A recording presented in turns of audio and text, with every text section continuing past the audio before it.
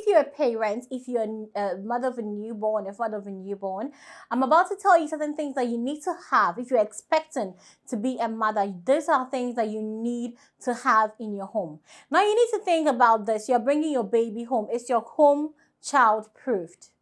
Now, if you're living in a place that is really with equipment that are exposing that your baby can get access to easily, you need to put certain things in check and make sure that you have child-proof your home and it's safe for your baby, especially if you have an infant, a toddler, somebody who's just beginning to walk or crawl around the place.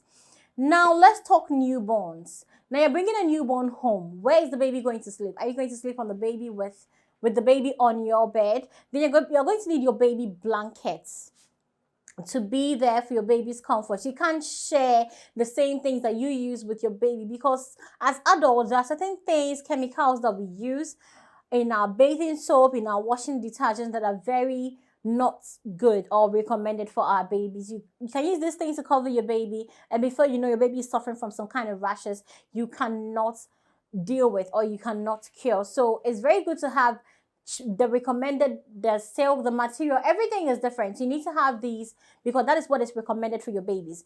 Now, talking about that, you need to have, when it comes to your baby's skincare treatment, you need to have baby oil.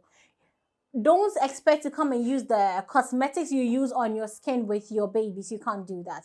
So you need to get recommended baby care, skincare products like baby oils, like baby soaps, because they are made with safe ingredients, things that even if you are bathing your baby with, that it enters your baby's nostrils or his or her mouth, it's not going to cause your baby to fall sick or die. So if your baby is having diarrhea and you take him or her to the hospital, the first thing the nurses will do is give him or her ORS, because it's the first aid to replace all the water in the new most of the water that the baby lost during the stooling and the vomiting. So as a mother, if you're home for your baby's health, you never know. Sometimes babies cry a lot and you don't even know what is going on with them. You need to have this on hand. You may never know what is wrong with your baby. So you need to have this on hand. You need to have a thermometer if you can afford it, because sometimes your baby run a temperature, and when you go for postnatal care, they tell you that at a certain temperature you need to be cautious.